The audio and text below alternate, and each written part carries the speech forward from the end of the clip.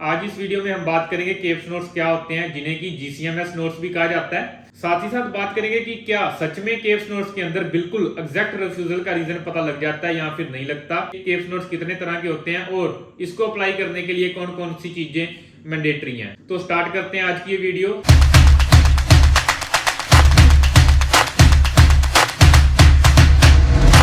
Hello everyone, hopes you are fine. This is Jaspreet Deol from Avery visa immigration. सबसे पहले बात करेंगे कि केप्स नोट्स कितने तरह के होते हैं।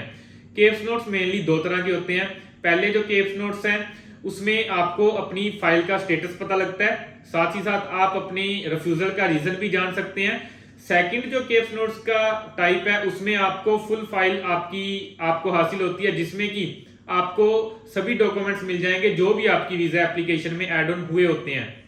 तो ये आपकी चॉइस है कि आपने रीजन वाले केप्स नोट्स अप्लाई करने हैं या फिर आपने full file keeps notes apply करने हैं, जिसमें कि आपको पूरी फाइल है जो वो हासिल होगी। अब बात करेंगे कि केप्स नोट्स को अप्लाई करने के लिए क्या क्या चीजें मैंडेटरी हैं। तो सबसे पहले केप्स नोट्स अप्लाई करने के लिए आपके पास अपना रिफ्यूजल लेटर होना चाहिए या फिर आपके पास अपना बायोमेट्रिक इंस्ट्रक्शन लेटर होना चाहिए। मेनली इस लेटर की रिक्वायरमेंट इसलिए होती है ताकि आपके पास अपना एप्लीकेशन नंबर या फिर यूसीआई नंबर हो, क्योंकि इन नंबर्स के साथ ही वीजा एम्बेसी आपकी एप्लीकेशन को ट्रैक करती है और केप्स नोट्स या फिर जीसीएमएस नोट्स आपको हासिल होते हैं। इसके अलावा केप्स नोट्स अप्लाई करने के लिए एक कंसेंट फॉर्म लगता है, जिसमें कि आप कंसेंट करते हो किसी और पर्सन को आपके बिहाफ पे केप्स नोट्स अप्लाई करने के लिए। इसके कंसेंट फॉर्म के बिना केप्स नोट्स कभी भी अप्लाई नहीं हो सकते। इसके अलावा ये जो केप्स नोट्स अप्लाई होते हैं इसके लिए कोई ना कोई जो पर्सन है वो कनाडा में होना मैंडेटरी है। आप इंडिया में रहकर अपने खुद से केप्स नोट्स कभी भी अप्लाई नहीं कर सकते। ये चीज मैंडेटरी है कि आपके बिहाफ पे कोई ना कोई पर्सन कनाडा होना चाहिए जो कि आपके बिहाफ पे आपके लिए केप्स नोट्स अप्लाई करे, और आपको कंसेंट फॉर्म उस पर्सन को देना होता है कि वो आपके बिहाफ पे केप्स नोट्स अप्लाई कर दे। तो अब बात करेंगे कि आपको दोनों केप्स नोट्स में से कौन से जो केप्स नोट्स है वो अप्लाई करने चाहिए। ये चीज डिपेंड करती है कि आपने अपनी एप्लीकेशन को किस तरह से प्रोसेस करवाया है। अगर आपने अपनी वीजा एप्लीकेशन को पैकेज में प्रोसेस करवाया जिसके अंदर आपके कंसल्टेंट ने कुछ ऐसे डॉक्यूमेंट बनाए हैं या फिर गैप कवर किया है जिसके बारे में आपको नहीं पता कि किस तरह के डॉक्यूमेंट आपकी फाइल में लगे हैं, उस कंडीशन के अंदर आप full file keeps notes apply कर सकते हैं। आपको पूरी फाइल मिल जाएगी जो भी आपके डॉक्यूमेंट्स पिछली एप्लीकेशन में लगे होंगे।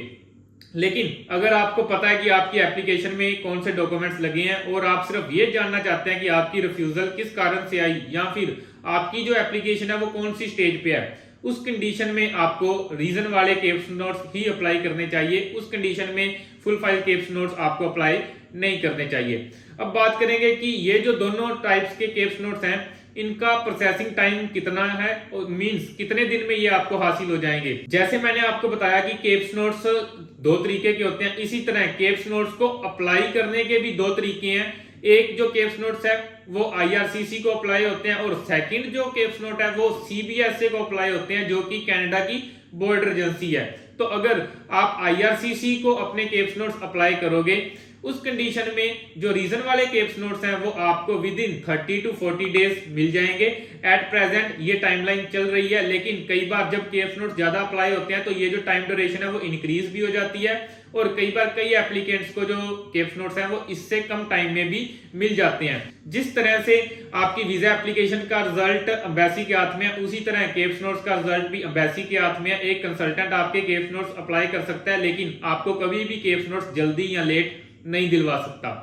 अब बात करेंगे कि फुल फाइल केप्स नोट्स पे कितना टाइम लगता है। अगर आप आईआरसीसी को अपने full file keeps notes apply करवाते हैं तो उस कंडीशन में एट प्रेजेंट देखा जा रहा है कि कई एप्लीकेंट्स को with in 1 to 2 month same age reason caps के टाइम के अंदर ही केप्स नोट्स फुल फाइल वाले रिसीव हो रहे हैं, लेकिन कई एप्लीकेंट्स को जो टाइम है वो 2-3 मंथ से ज्यादा भी लग रहा है। और कई बार ऐसा भी हो जाता है कि केप्स नोट्स आते ही नहीं है आईआरसीसी की तरफ से और आपको अगेन केप्स नोट्स अप्लाई करने पड़ते हैं। अब बात करेंगे कि अगर सीबीएसए की वेबसाइट पे केप्स नोट्स अप्लाई करते हैं तो उस कंडीशन में कितना टाइम लगता है। सीबीएसई की जो प्रोसेसिंग है वो आईआरसीसी से कहीं ना कहीं फास्ट है, और सीबीएसई में जो टाइम ड्यूरेशन है वो आईआरसीसी के कंपैरिजन कम है।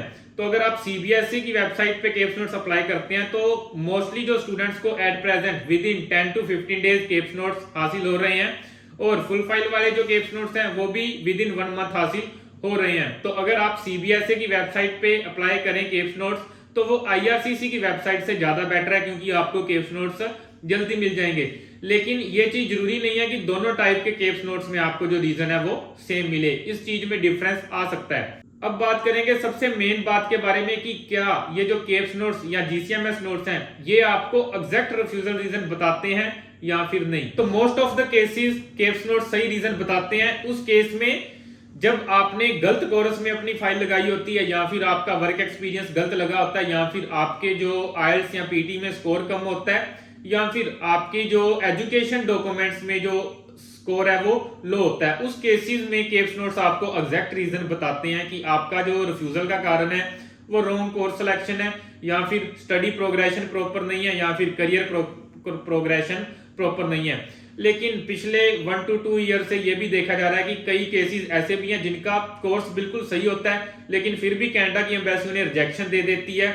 अगर वो जो स्टूडेंट है वो केप्स नोट्स अप्लाई कर रहे हैं तो उनको भी कहीं ना कहीं एम्बेसी ये कह देती है कि आपका कोर्स सही नहीं है, या फिर आपका जो रेलेवेंसी नहीं बन रही, या फिर आपका स्टडी प्रोग्रेशन नहीं हो रहा, और उन्हीं स्टूडेंट्स का बाद में उसी कोर्स में वीजा आ रहा है। तो ये कहीं ना कहीं आईआरसीसी की मिस्टेक है कि आप एक सही स्टूडेंट को भी रिजेक्शन दे रहे हो, और केप्स नोट्स के अंदर आप उनको भी अपनी गलती को भी जस्टिफाई कर रहे हो कि आप स्टूडेंट ने ये गलती की है उस वजह से रिफ्यूजल दी है।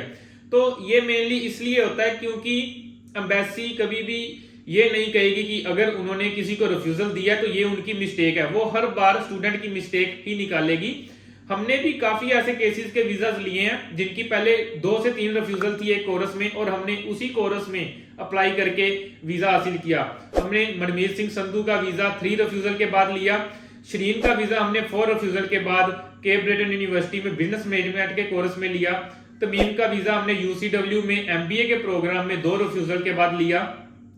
तो अगर इन स्टूडेंट्स के भी हम केप्स नोट्स देखें तो उसमें भी यही था कि कहीं ना कहीं एम्बेसी ने यही चीजें कही हुई थी कि आपका स्टडी प्रोग्रेशन नहीं है, या कोर्स सही नहीं है, या रेलेवेंसी सही नहीं है। लेकिन हमने उसी प्रोग्राम में प्रॉपर एसओपी जस्टिफिकेशन के साथ लगाकर, प्रॉपर डॉक्यूमेंटेशन लगाकर उनका वीजा हासिल किया।